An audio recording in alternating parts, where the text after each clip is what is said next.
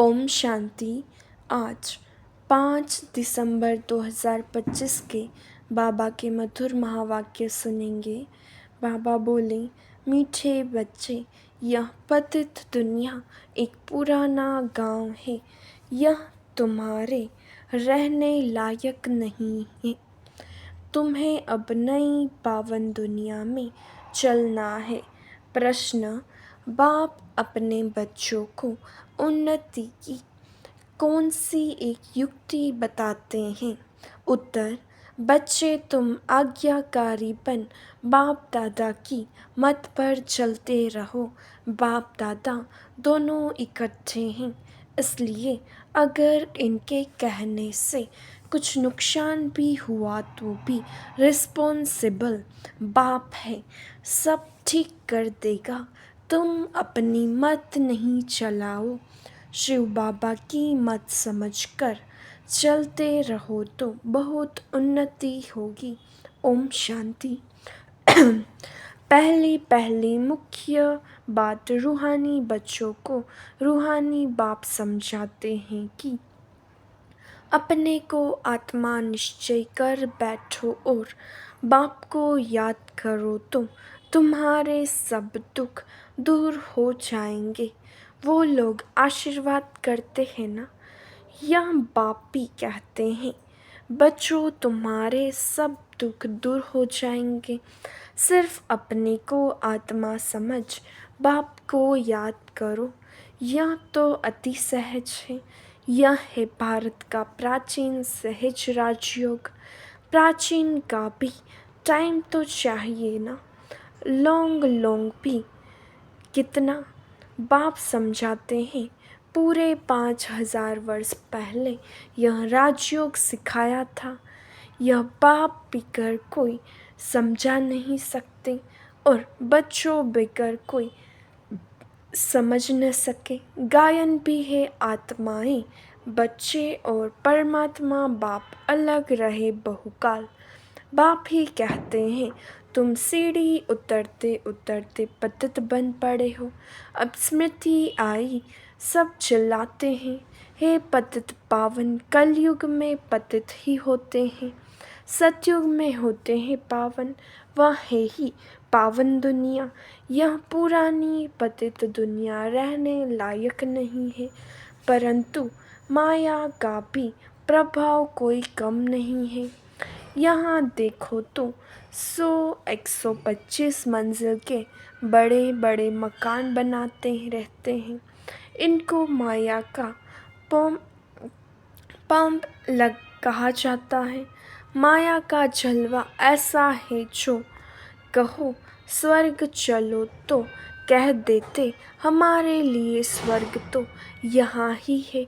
इनको माया का जलवा कहा जाता है, परंतु तुम बच्चे जानते हो यह तो पुराना गांव है।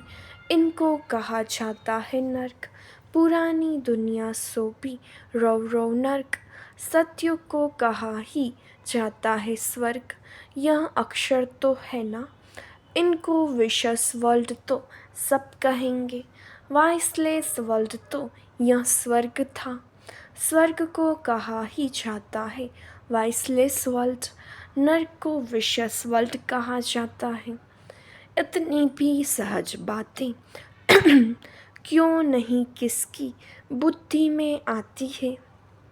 मनुष्य कितने दुखी हैं, कितने लड़ाई झगड़े आदि होते रहते हैं।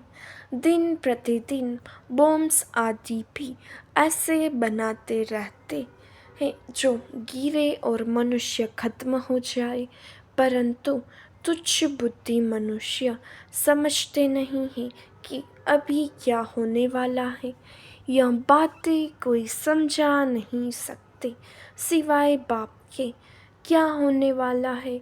पुरानी दुनिया का विनाश होना है और नई दुनिया की स्थापना भी गुप्त हो रही है।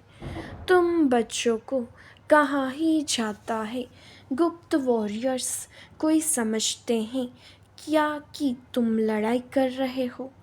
तुम्हारी लड़ाई है ही 5 विकारों से। सबको कहते हो पवित्र बनो, एक बाप के बच्चे होना, प्रजापिता ब्रह्मा के बच्चे तो सब भाई बहन हुए ना। समझाने की बड़ी युक्तियाँ चाहिए, प्रजापिता ब्रह्मा के तो ढेर बच्चे हैं, एक तो नहीं। नाम ही है प्रजापिता, लौकिक बाप को कभी प्रजापिता नहीं कहेंगे। प्रजापिता ब्रह्मा है तो उनके सब बच्चे आपस में भाई बहन ब्रह्मा कुमार कुमारियाँ ठहरे ना, परंतु समझते नहीं। जैसे जैसे पत्थर बुद्धि है, समझने की कोशिश भी नहीं करते।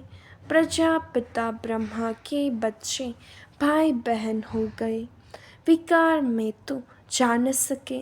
तुम्हारे बोर्ड पर भी प्रजापिता अक्षर बहुत जरूरी है, यह अक्षर तो जरूर डालना चाहिए। सिर्फ ब्रह्मा लिखने से इतना जोरदार नहीं होता है, तो बोर्ड में भी करेक्ट अक्षर लिख सुधारना पड़े, यह है बहुत जरूरी अक्षर। ब्रह्मा नाम तो फीमेल का भी है, नाम ही खुट गए हैं तो मेल का नाम फीमेल पर रख देते हैं। इतने नाम लाए कहाँ से? है तो सब ड्रामा प्लान अनुसार। बाप का वफादार आज्ञाकारी बनना कोई मासी का घर नहीं है। बाप और दादा दोनों इकट्ठे हैं ना, समझ नहीं सकते हैं यह कौन है। तब शिव बाबा कहते हैं मेरी आज्ञा को भी समझ नहीं सकते। उल्टा कहें या सुलटा तुम समझो, शिव बाबा कहते हैं तो रिस्पॉन्सिबल वह हो जाएगा। इनके कहने से कुछ नुकसान हुआ तो भी रिस्पॉन्सिबल वह होने से वह सब ठीक कर देगा। शिव बाबा का ही समझते रहो तो तुम्हारी उन्नति बहुत होगी, परंतु मुश्किल समझते हैं कोई फिर अपनी मत पर चलते रहते हैं।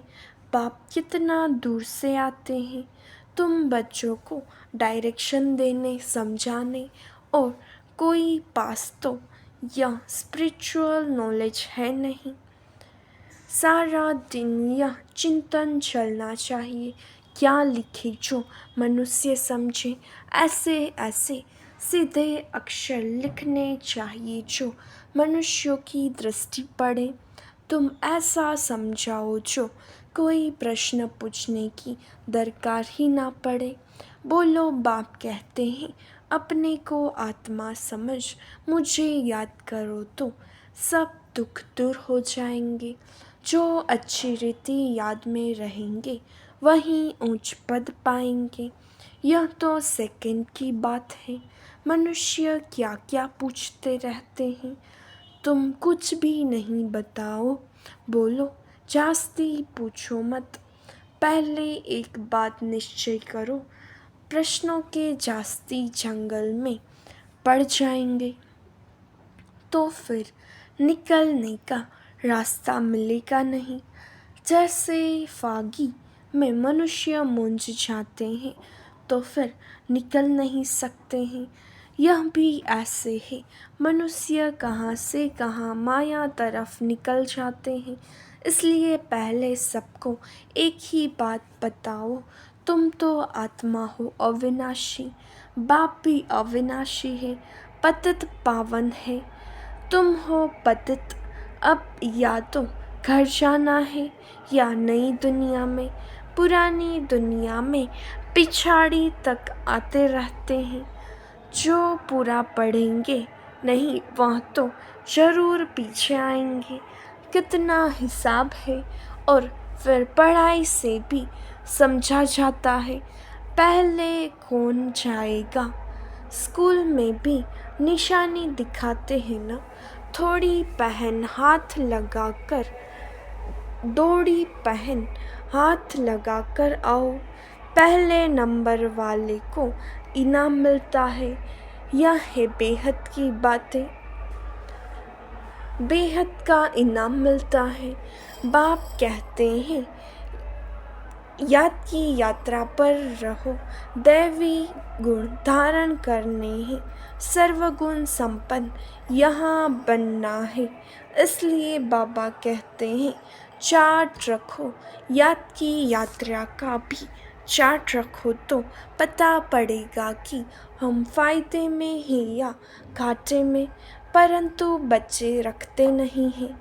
बाबा कहते हैं लेकिन बच्चे करते नहीं, बहुत थोड़े करते हैं। इसलिए माला भी कितनी थोड़ों की ही है। 8 बड़ी स्कॉलरशिप लेंगे, फिर 108 प्लस में रहते हैं।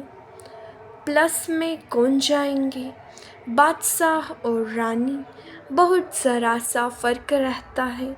तो बाप कहते हैं पहले अपने को आत्मा समझो और बाप को याद करो।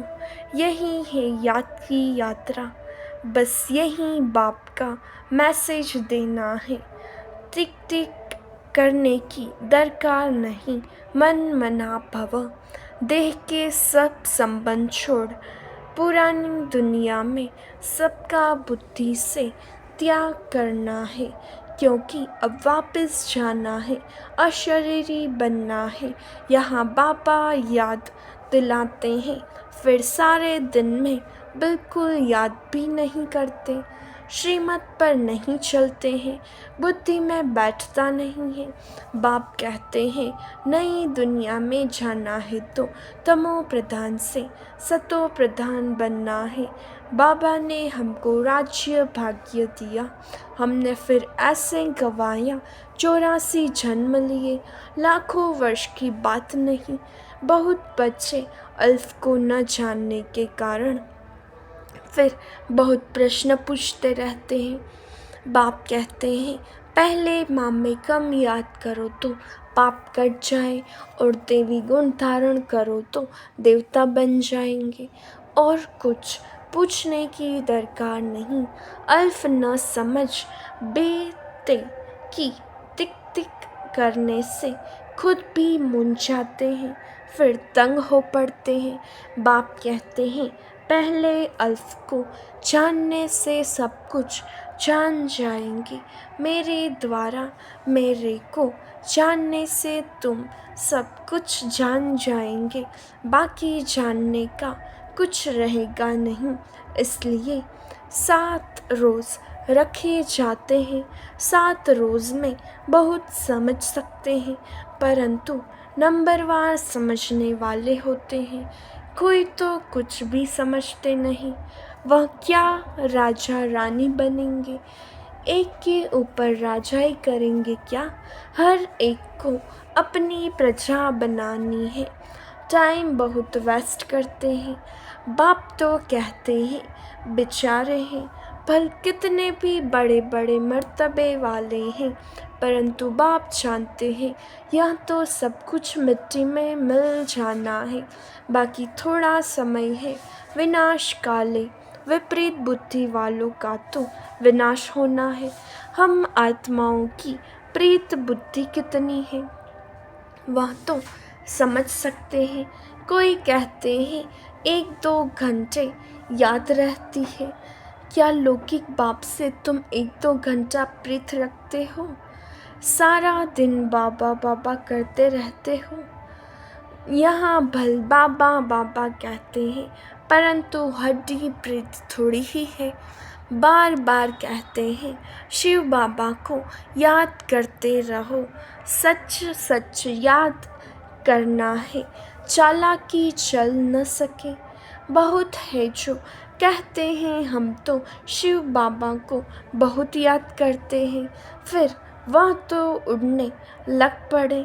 बाबा बस हम तो जाते हैं सर्विस पर, बहुतों का कल्याण करने।